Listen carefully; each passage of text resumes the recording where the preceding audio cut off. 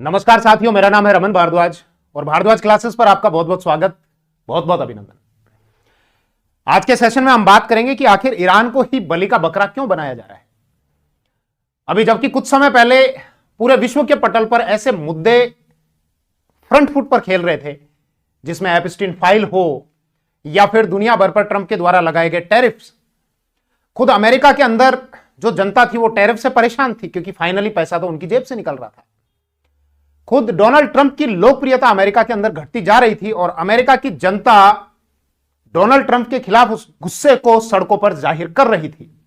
ऐसे में अचानक से ईरान पर हमला बोल दिया जाता है और वो मुद्दे जो फ्रंट पर थे वो अचानक से पर्दे के पीछे चले जाते हैं और जो मुद्दे कहीं पर भी दूर दूर तक नहीं थे वो मुद्दे अचानक से फ्रंट पर आ जाते हैं।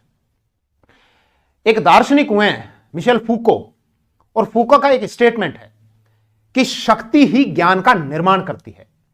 यानी कि जिन लोगों के हाथ में शक्ति, सत्ता, वैधता, हालांकि तकनीकी रूप से तीनों शब्द अलग अलग हैं, लेकिन सरल भाषा में हम इसको समझ सकते हैं कि जिन लोगों के पास में शक्ति होती है वही ज्ञान का निर्माण करते हैं। ज्ञान का मतलब क्या सही है, क्या गलत है, यह कौन तय करेगा? जिसके पास में पावर होती है। इसका मतलब सार्वभौमिक रूप से ना कुछ सही है ना कुछ गलत है। खैर, हमारा जो विषय है वो ये है कि ईरान को ही बार बार बलि का बकरा क्यों बनाया जाता है। और जबकि हम ये स्टेटमेंट देखते हैं ईरान के खिलाफ पिछले 20 वर्षों से हर साल 2 साल की फ्रीक्वेंसी में ये देखते हैं कि ईरान अपना परमाणु कार्यक्रम आगे बढ़ा रहा है और कुछ ही महीनों में परमाणु बम का निर्माण कर लेगा, कुछ ही महीनों में परमाणु बम का निर्माण कर लेगा। खुद IAEA के जब अधिकारी वहां पर गए थे, इंटरनेशनल एटॉमिक एनर्जी एजेंसी, इसके अधिकारी जब वहां पर गए थे और जांच की, और जांच करने के बाद भी जब क्लीन चिट दिया गया कि परमाणु संधि से रिलेटेड जितनी भी शर्तें हैं ईरान के द्वारा प्रॉपर उनकी पालना की जा रही है और इस प्रकार का कोई एनरिचमेंट नहीं किया जा रहा है और ईरान के द्वारा अपने उस परमाणु एनरिचमेंट को 4% पर वो लेकर आ गया है, उससे परमाणु बम का निर्माण नहीं किया जा सकता, उसके बावजूद भी क्यों ईरान को बलि का बकरा बना दिया गया? ध्यान देना। हम शुरुआत करेंगे 1951 से। ईरान के एक प्रधानमंत्री बने थे, पढ़े लिखे व्यक्ति थे, मोहम्मद मोसादेक। और मोहम्मद मोसादेक के द्वारा जो ईरान के प्राकृतिक संसाधन थे, तेल, उसका राष्ट्रीयकरण कर दिया गया था। दरअसल इससे पहले क्या था, ब्रिटेन की जो कंपनी थी उनका यहां वर्चस्व था और यहां के इन प्राकृतिक संसाधनों पर, मतलब तेल की जो लूट थी उसमें बहुत बड़ा हिस्सा ब्रिटेन वाले ले जाते थे। लेकिन मोसादेक ने ऐसी नीतियां बनाई, उसका राष्ट्रीयकरण किया और यह कहा कि इस तेल के खेल में जितना भी मुनाफा होता है इस पर पहला अधिकार हमारे देश का है, यानी ईरान का है। और स्वाभाविक भी है, केवल ईरान ही नहीं, दुनिया भर का कोई भी देश हो, भले ही हम अपने ऊपर भी यदि विचार करें कि हमारे यहां के अगर प्राकृतिक संसाधन हैं और कोई दूसरे देश के लोग उन प्राकृतिक संसाधनों की लूट, प्राकृतिक संसाधन ही नहीं, XYZ कोई भी हमारे यहां के अगर संसाधन हैं और दूसरे देश की कंपनियां यदि उसको लूट कर लेकर जा रही हैं तो जनता में एक पीड़ा होती है। और यदि इसी प्रकार की पीड़ा नेता के अंदर भी होती है, देश के लीडर के अंदर भी होती है, तो ये हर लीडर या देश की जनता ये चाहती है कि हमारे संसाधनों पर पहला अधिकार हमारा हो, उसमें जितना भी मुनाफा है उस पर पहला अधिकार हमारा हो। इसी प्रकार का ये जो डिसीजन है ये मोहम्मद मोसादेक के द्वारा 1951 में लिया गया था और इस तेल का राष्ट्रीयकरण कर दिया गया था। तो अब जब इस तेल का राष्ट्रीयकरण कर दिया गया तो उससे जो मुनाफा है उस पर पहला अधिकार ईरान का।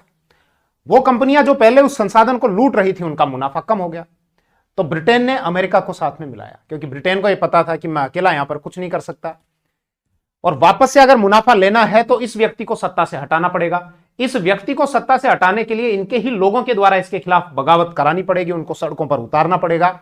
ऐसे में अमेरिका का सहयोग अपेक्षित है, अमेरिका के बिना यह संभव नहीं है। यहां पर तख्ता पलट किया गया, इस व्यक्ति को सत्ता से हटाया गया और इस व्यक्ति को सत्ता से हटाकर एक कठपुतली व्यक्ति जो पश्चिमी देशों की नीतियों के अनुसार यहां पर चलता रहे और शासन को चलाता रहे, उस व्यक्ति को सत्ता पर बैठा दिया गया। वो व्यक्ति था मोहम्मद रजा पहलवी। ये व्यक्ति आया और जिस उद्देश्य के लिए लाया गया था उस उद्देश्य की पूर्ति वापस शुरू हो गई और वो जो कंपनियां थी, ब्रिटेन की कंपनियां थी, उनको वापस से मोटा मुनाफा मिलना शुरू हो गया क्योंकि नीतियों को बनाने, उनको लागू करने में इस व्यक्ति के द्वारा उन्हीं सारे हितों को ध्यान में रखा जाने लगा। अब लेकिन जनता तो सब देखती है, जनता यह समझती है कि यह व्यक्ति जो ईरान का हित चाहता था उसको सत्ता से हटा दिया गया है। यह व्यक्ति जो उन कंपनियों को मुनाफा दे रहा है, और इतना ही नहीं, वहां से पश्चिमी देशों से जो भी इलेक्ट्रॉनिक है, सैन्य उपकरण है, उनको जब इंपोर्ट किया जाता है तो उसमें भी उनका मोटा मुनाफा होता है। इससे फाइनली कहीं ना कहीं ईरान का तो लॉस है, उन देशों का फायदा हो रहा है। तो जनता ये सब देख रही है, तो उस जनता में भी तो एक बगावत फिर से आ सकती है, विद्रोह फिर से आ सकता है। तो उस जनता को दबाए रखने के लिए एक पुलिस बनाई गई और उसको कहा गया सावक। और इस सावक के द्वारा क्या किया गया, इस पुलिस के द्वारा बड़े पैमाने पर आम जनता को पकड़ा गया, निर्मम हत्याएं की गई और मौत के घाट उतार दिया गया। अब यह भी पता था कि लंबे समय तक यदि सत्ता में रहना है तो फिर आपको सांस्कृतिक स्तर पर जाकर वहां पर बदलाव करने पड़ेंगे। आपको जो पश्चिमी संस्कृति है उस पश्चिमी संस्कृति को यहां पर थोपना पड़ेगा, ताकि किसी देश की जब सांस्कृतिक वैल्यूज जब आप खत्म करेंगे तो एक प्रकार से वो देश खत्म हो जाता है, उसकी वैल्यूज खत्म हो जाती हैं, लोगों की सोच में परिवर्तन आ जाता है। तो फिर सांस्कृतिक जो कल्चरल जो इंजेक्शन है वो देने यहां पर शुरू किए गए। तब ये खेल होता है 1979 में, जिसको हम इस्लामिक रेवोल्यूशन बोलते हैं, इस्लामिक क्रांति बोलते हैं। ध्यान देना, ध्यान देना, 1979 में यहां पर इस्लामिक क्रांति होती है। एक व्यक्ति अब पर्दे के सामने आता है, वो व्यक्ति है अयातुल्ला खामनेई। अयातुल्ला खामनेई आता है और अयातुल्ला खामनेई ने यह कहा कि हम ना तो पश्चिमी देशों की सुनेंगे, ना हम पूर्वी देशों की सुनेंगे, हमें जो करना है या नहीं करना है हम केवल अपनी बात सुनेंगे और हम स्वयं अपना डिसीजन लेंगे। लेकिन यह करना बहुत मुश्किल था, क्योंकि एक कोई व्यक्ति अगर सत्ता में बैठा है उसके खिलाफ लोगों को एकजुट करने के लिए आपको कुछ आइडियोलॉजिकली टूल चाहिए होते हैं। तो इसीलिए धर्म, संस्कृति और राष्ट्रवाद जैसे मुद्दे थे, इन मुद्दों पर लोगों को एकजुट किया, इकट्ठा किया और सत्ता परिवर्तित कर दिया गया। शाह को यहां से भागना पड़ा और अयातुल्ला खामनेई यहां के सर्वोच्च लीडर बन गए। अमेरिका के लिए, ब्रिटेन के लिए, पश्चिमी देशों के लिए यह एक बहुत बड़ी चुनौती थी, बहुत बड़ा झटका था कि ईरान में अब ऐसी सत्ता आ चुकी थी जो अब उनकी नीतियों के हिसाब से नहीं चलेगी, उनकी नीतियों के हिसाब से ही उस कार्य को एग्जीक्यूट नहीं करेगी। तो ऐसे में क्या किया जाए? ऐसे में अब एक दौर आता है कि लोगों को आपस में लड़ाया जाए। इसी दौरान इराक और ईरान के बीच में युद्ध हो जाता है। इराक के एक लीडर का नाम आपने सुना होगा, सद्दाम हुसैन का। ध्यान देना, ये वही सद्दाम हुसैन है जिसको अमेरिका ने पकड़ लिया था और जॉर्ज डब्ल्यू बुश के द्वारा इसको फांसी पर लटका दिया गया था, सद्दाम हुसैन को। लेकिन यह सद्दाम हुसैन वही है जिससे अमेरिका स्वयं बगदाद में जाकर मिला था 1983 में। अमेरिका ने सद्दाम हुसैन को हथियारों की सप्लाई की थी। जब ये दोनों देश लड़ रहे थे, ईरान और इराक, 1980 से 1988 तक लगभग 8 वर्षों तक ये युद्ध हुआ था। इराक ने ईरान पर पहले हमला किया था। अमेरिका ने बगदाद में जाकर 1983 में सद्दाम हुसैन के साथ में हाथ मिलाया था। और इतना ही नहीं, अमेरिका ने इराक और ईरान दोनों को यहां पर हथियार बेचे थे और इस युद्ध में दोनों को ही हथियार बेचकर और मोटा मुनाफा कमाया था।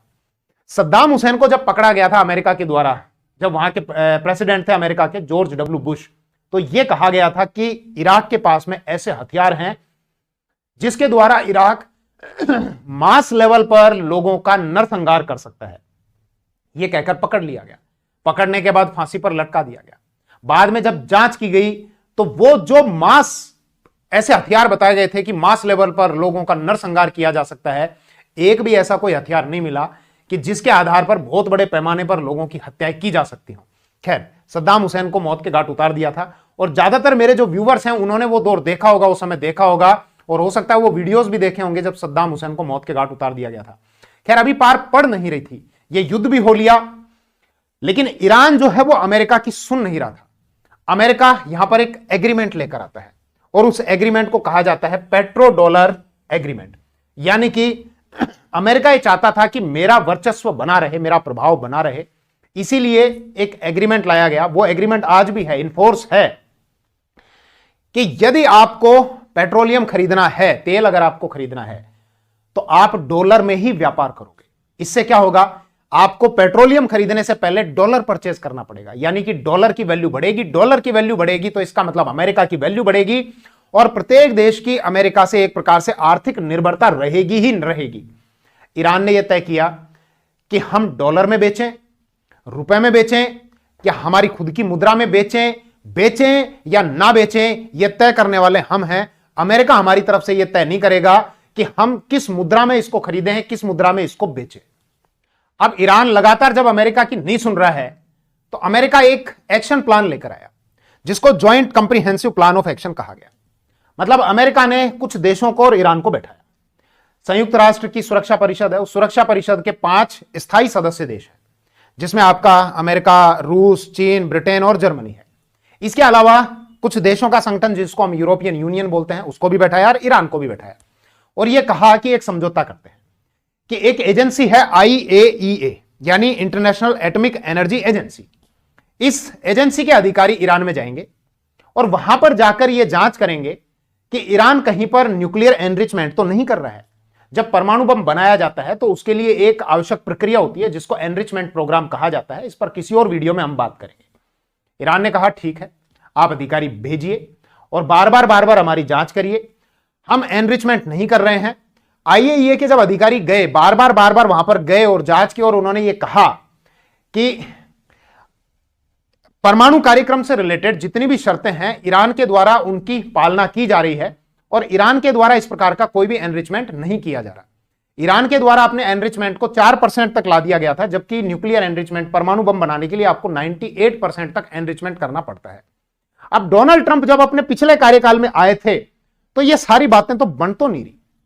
तो अब क्या किया जाए कि भाई IAEA के अधिकारी वहां पर गए हैं, बाकायदा उनके द्वारा क्लीन चिट दे दी गई है कि इस प्रकार का कोई भी एनरिचमेंट ईरान के द्वारा नहीं किया जा रहा है। तो सबसे पहले डोनाल्ड ट्रंप ने आकर ये जो एग्रीमेंट किया था, मतलब ये जो joint comprehensive plan of action जो किया था, सबसे पहले तो इससे अपने आप को बाहर किया कि भैया मैं तो अमेरिका को करता हूं इससे बाहर। और बाहर करने के बाद सबसे पहले लगाए ईरान के ऊपर सैंक्शन कि दुनिया का कोई भी देश अगर ईरान के साथ में, रूस के साथ में, नॉर्थ कोरिया के साथ में अगर कोई व्यापार करेगा तो वो अमेरिका का दुश्मन है। फिर इसके अलावा वो इतने ही नहीं रुके डोनाल्ड ट्रंप, उन्होंने जो एक इंटरनेशनल बैंकिंग सिस्टम होता है जिसको स्विफ्ट कहा जाता है, मतलब जब आप इंटरनेशनली ट्रांजेक्शन करते हैं, आपको यहां से पैसा किसी दूसरे देश में भेजना है या मंगवाना है, तो एक बैंकिंग सिस्टम होता है जिसको स्विफ्ट कहा जाता है। उस स्विफ्ट के बिना आप नहीं कर सकते। कुछ एक देश हैं, चीन और रशिया, उनका एक अपना सिस्टम है, लेकिन भारत का ऐसा अपना कोई खुद का सिस्टम नहीं है। आपको स्विफ्ट के थ्रू ही ये इंटरनेशनल ट्रांजेक्शन करने पड़ते हैं। उस स्विफ्ट जो सिस्टम था उससे ईरान को बाहर कर दिया गया, जिसके कारण अब इंटरनेशनल ट्रेड वो नहीं कर पा रहा था। उसकी मुद्रा का तेजी से अवमूल्यन होने लग गया और यह स्थिति हो गई कि देश में जरूरत के जो बहुत सारे टूल्स थे, ईरान खुद उनको भी परचेज नहीं कर पा रहा था। इतना ही नहीं था, अब ईरान को जब आइसोलेट कर दिया गया, अलग थलग कर दिया गया और दूसरे देशों को कह दिया गया कि तुम ईरान से अगर कुछ भी व्यापार करोगे तो तुम अमेरिका के दुश्मन हो। इतने ही नहीं रुके डोनाल्ड ट्रंप और अपने उस पिछले जो कार्यकाल था, उस कार्यकाल में वहां के जो सैन्य कमांडर थे सुलेमानी, ड्रोन से हमला करके और सुलेमानी को मौत के घाट उतार दिया गया। अब यह था डोनाल्ड ट्रंप का दूसरा कार्यकाल। अब इस दूसरे कार्यकाल में अभी बहुत सारी प्रॉब्लम्स चली रही थी। एप्स्टीन फाइल चल रही थी। डोनाल्ड ट्रंप का नाम बार बार ऐसे उछल रहा था जैसे कोई गेंद बार बार बास्केट से बाहर निकल कर आ रही हो। इसके अलावा ये जो टैरिफ खेला जा रहा था, जिसके कारण खुद अमेरिका की जनता परेशान हो रही थी। वहां के सुप्रीम कोर्ट का जो फेडरल कोर्ट है उसका भी डोनाल्ड ट्रंप के खिलाफ डिसीजन आ गया। इसके अलावा जनता पर जब पैसे की मार, फाइनली अंतिम उपभोक्ता तो वही है, उस पर जब पैसे की मार पड़ रही थी और डोनाल्ड ट्रंप की जो लोकप्रियता है वो अमेरिका में कम होती जा रही थी, तो ऐसे में इन सारे मुद्दों से कैसे ध्यान हटाया जाए जनता का, और ले जाकर अटैक कर दिया गया ईरान के ऊपर और ईरान को बना दिया गया बलि का बकरा। और जो यहां के सुप्रीम लीडर थे अयातुल्ला खामनेई को मौत के घाट उतार दिया गया। उम्मीद है कि यह विषय आपको बहुत अच्छे से समझ में आ गया होगा, क्रिस्टल क्लियर हो गया होगा। यानी सीधा सा मतलब है कि या तो आप जो शक्तिशाली है उसकी बात को मानो, अगर आप नहीं मानोगे तो फिर परिणाम भुगतने के लिए तैयार रहो। जब तक कि या तो आप स्वयं अपने आप को इतना शक्तिशाली बना लो, इतना ताकतवर बना लो कि सामने वाला आप पर धौंस ना जमा सके, और अगर आप कमजोर हो तो धौंस जमाएगा और आपको मानना ही पड़ेगा। चलिए इस वीडियो में इतना ही। Thank you. जय हिंद।